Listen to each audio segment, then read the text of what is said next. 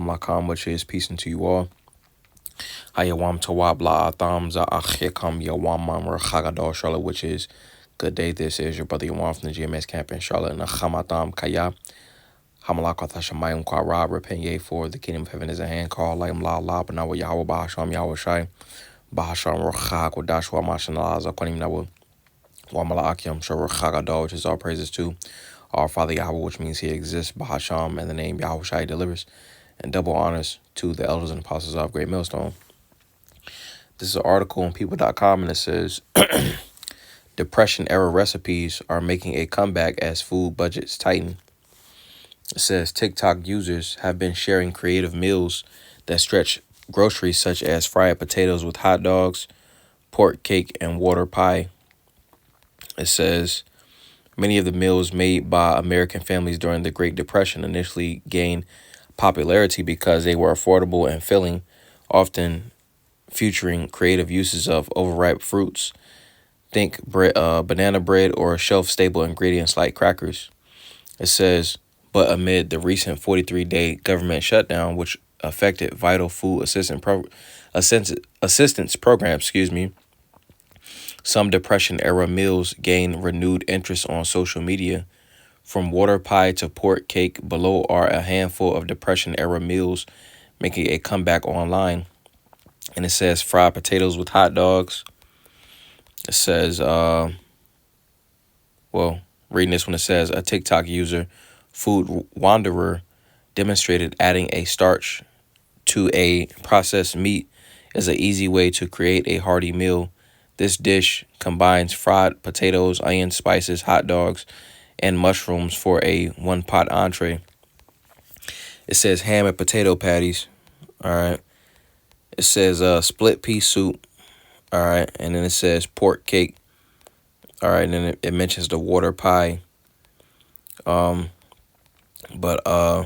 nevertheless, just the point of the lesson that I wanted to get was that people is pretty much feeling it. So I'm going to get a quick precept. This is, give me a second. This is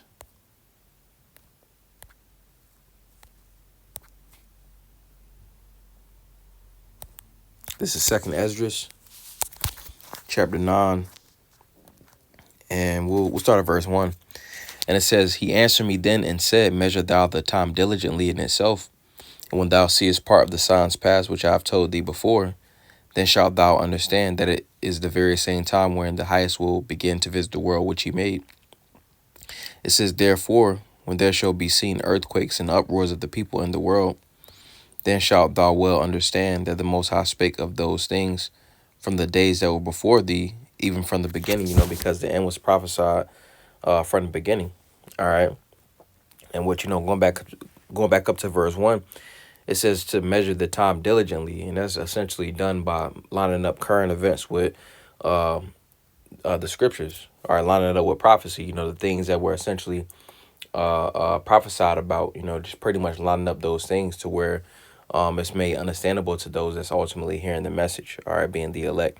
So it says, then thou shalt understand that it's the very same time wherein the highest will begin to visit the world which he made, which the Lord is essentially visiting the world which he made, because the Lord is known by his judgments, all right, in which the judgments have been essentially ramping up, because the scriptures say that the earth will cover, or the knowledge of the glory of the Lord will cover the earth as it does the sea, so the Lord is essentially carrying out his judgments, all right, and, before it's all said and done, ultimately everybody on this planet earth is ultimately going to understand that the Lord Yahweh Bahasham Yahweh Shai carried out these judgments, all right, but we're starting to see the judgments of the Lord take effect, all right, so it says, then thou shalt understand that it is the very same time wherein the highest will begin to visit the world which he made. Therefore, when there shall be seen earthquakes and uproars of the people in the world, so we're seeing the earthquakes, they have an app to where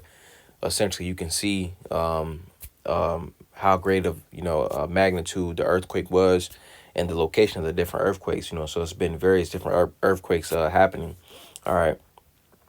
And it says, in uproars of the people in the world, it's been uproars, over the last, few decades, but it's been increasing in the most recent years. It's been uproars in France. It's uproars right now of the people in America, to where they're having thoughts of like civil unrest and things of that nature, So it's uproars in various different parts of the world. So it says, then thou shalt well understand that the Most High spake of those things from the days that were before thee, even from the beginning, because the end was prophesied from the beginning. It says, for like as all that is made in the world had the beginning and an end, and the end is manifest. Hey, the end is manifest. When you go into the word for manifest in Latin, it goes into the main word, and manifest. It goes the MAN part. All right. It goes back to the Latin word manus, which is the hand, which it means something can be grasped, meaning it can be understood, you see, but then also it's twofold, you see, because it's being grasped and understood, because the reality is touching everyone. And then the twofold part about it is that the reality is touching everyone. It's essentially grasping those that are essentially sharing a concurrent experience. Pretty much the reality of the situation. Everybody is essentially being touched by prophecy, you know. So let's get a few more. Because years ago, how this word has been going out, first and foremost from our elders and apostles on down, years ago, people would not have thought about, eating water pie, pork patties, hot dogs and potatoes, but now the end is manifest, as we speak, and these things are going to continue to increase. This is just the beginning. All right. So this is Second Esdras chapter 15, and we'll get verse 10, or we'll start at verse 14, and it says, woe to the world and them that dwell therein, for the sword and their destruction draweth nigh, and one people shall stand up and fight against another, and swords in their hands. All right, essentially going into clashes amongst different groups of people. All right, reading it again, verse 15, it says, for the sword and their destruction draweth nigh, and one people shall stand up and fight against another, and swords in their hands, which that's likened unto Isaiah chapter 19, verse 2, ultimately going to the Egyptians against the Egyptians, you see, because if it's one thing that everybody in America has, nowadays, just about, all right, is the modern day sword, which will be the firearm, so ultimately these people, they already have these things in their arsenal, you see, so being that this country is already divided, it's just going to push forth for a civil unrest leading up into social unrest and then into essentially another civil war. So it says, for the sword and their destruction draweth nigh, and one people shall stand up and fight against another, and swords in their hands. It says, for there shall be sedition among men, and invading one another. They shall not regard their kings nor princes, in the course of their actions shall stand in their power. So sedition goes into violent insurrections. All right. Violent insurrections, violent uprisings. So it says, for there shall be sedition among men, which that goes into those uproars that we read in the previous verse in second Esdras, the ninth chapter. All right, so it says, for there shall be sedition among men, and invading one another. Pretty much people running into each other's houses, doing home invasions and stuff like that. It says, they shall not regard their kings nor princes, pretty much not being in the mindset of, being cognizant of the different laws and stuff that's set up by the modern day kings and princes. Right now we're in the point in time to where pretty much people they don't really care about the laws that's set up by the leadership.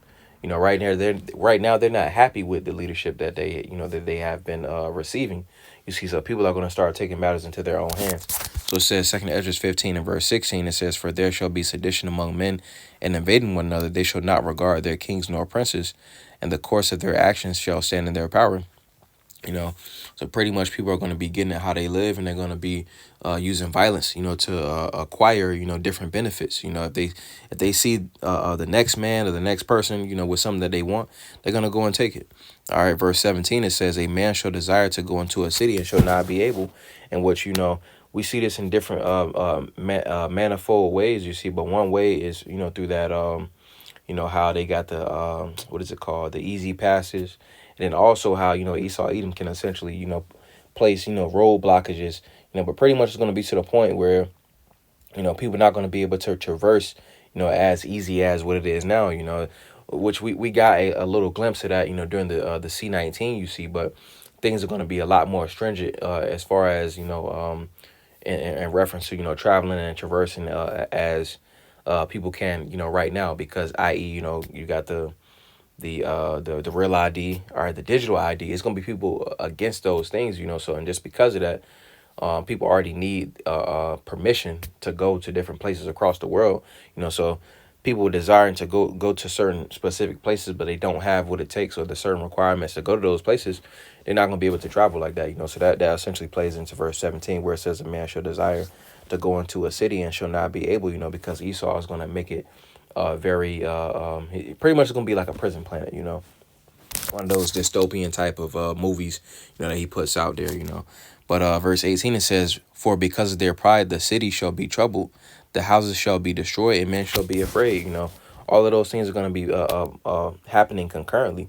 It says, "For because of their pride, the city shall be troubled." Scriptures say that because of many great misery shall be done to them that dwell in the latter times. Roughly paraphrasing, because being that uh, America, Babylon the Great, has rebelled against the Lord. Scriptures say that this place is known as Maratayam, So those that essentially abide in America, Babylon the Great, the heathen don't got a chance, But 2/3, because they want to subscribe to the ways of the cities, or the mindset and the societal norms that's in the Esau cities, they're gonna be destroyed for that pride, because it's pride, to essentially be in the mindset of these heathen. So it says, "For because of their pride, the city shall be troubled, the houses shall be destroyed, and men shall be afraid." Men are going to be in the mindset of a woman. It says, "A man shall have no pity upon his neighbor, but shall destroy their houses with the sword, and spoil their goods because of lack of bread and for great tribulation." All right, and which, again, it's not going to be, you know, now, now, I mean, things are getting worse. All right, but it's things are steadily, getting worse. It's gonna get worse before it gets worse. Reading it again, Second Ezra 15 and verse 19, it says, "A man shall have no pity upon his neighbor."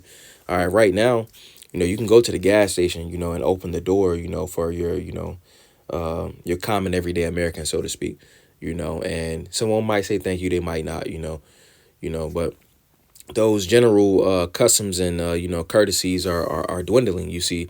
But we're coming into the time to where these things are going to be, that might even be seen as a weakness, if holding the door may be seen as a weakness, in certain people's eyes, and that's essentially the mindset that's going out, you see, because as pursuant to Isaiah the 19th chapter, scriptures say the Egyptians are going to be against the Egyptians, So that spirit is essentially what was lurking in the earth, chiefly America, Babylon the Great, you see, because what made this place so-called great, all right, was the conglomeration.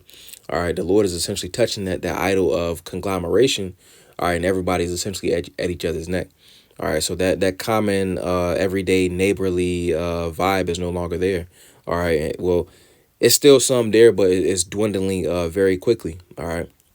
So Second Ezra 15 and 19, and the latter, it says, "But shall destroy their houses with the sword, and spoil their goods because of the lack of bread, and for great tribulation." And right now, things are still somewhat good. Heavy inflation hasn't hit. It's starting to settle in, you see, but we're still in the times where people can still access certain goods and certain services, you see. But that's what's being done in a so-called green tree. And as the scriptures say, if they do these things in a green tree, what shall be done in the dry, So which pretty much is painting the picture, if these things is being done while things is supposed to be good. All right, it's not good right now as the status in America, Babylon the Great, as far as the resources, the lifestyle, and et cetera, and et cetera. All right, but there people are doing these things as things that are somewhat good. What's gonna be happening. All right, when all hell has broken loose, people are gonna lose it. They're not gonna have any type of stability. All right. And that's why it's very imperative for us to hunker down in these times, because the truth is our source of stability. All right. But those that's in the world, they're going to be in a mindset of, right now, currently, all right, they eating hot dog pie. They eating water pie, split pea soup, You know, they eating, you know, the creative meals, you know, that, you know, Jake had to eat, you know, when you know, you go in the kitchen when you're younger and you keep can't find no food, you know, you put some crackers and some icing together. You know, that's what these people are doing without this truth. You know, scriptures say that. I'm gonna get that real fast. I'm gonna go ahead and close. Zayashaya, this is Isaiah chapter 65, and we'll get verse 13, and it says, therefore, thus saith the Lord power, behold, my servant shall eat, but ye shall be hungry. All right, and which that's a statement of faith, you see, because as you know, the heathen is starving, 2/3 is starving. You know, the Lord's servants is good. All right, it says, behold, my servant shall eat, but ye shall be hungry. Behold, my servant shall drink, but ye shall be thirsty. Behold, my servant shall rejoice, but ye shall be ashamed. It says, behold, my servant shall sing for joy of heart, but ye shall cry for sorrow of heart, and shall howl for vexation of spirit. You know, so the Lord is ultimately, you know, guiding the elect, you know, whereas those outside of this truth, you know, ultimately they're in a state of, you know, eating water pie, again, eating split pea soup, eating the various different things that was listed in that article, in which it's going to come a point in time to where those things is not going to be accessible. All right, and ultimately the men of the Lord is ultimately being provided for, receiving of that true stability, you know, while 2/3 is just being, you know, laughed at for their predicament and for their lack of spiritual judgment for choosing the ways that was contrary to the scriptures. You know, they're going to be in a very destitute state, you know. So I just wanted to go into that, you see, because the Lord is essentially making it manifest. All right, the prophecies manifest, and, you know, those in the world, you know, they're right at a certain point in time, you know, they were rejoicing, you know, they had smiles on their faces. Now it's starting, the roles are starting to essentially reverse, you see, because no one can get around prophecy, you know. So, you know, just wanted to go into that. Adawan Tazaza Banaya Palos, where there was a beautiful edification to the spirit. Adawan Tazah Adam Yashiyawam Tawa. Lord's will, you all have a good day. Wa Shalom Lakam, which is peace unto you all. Shalom, shalom.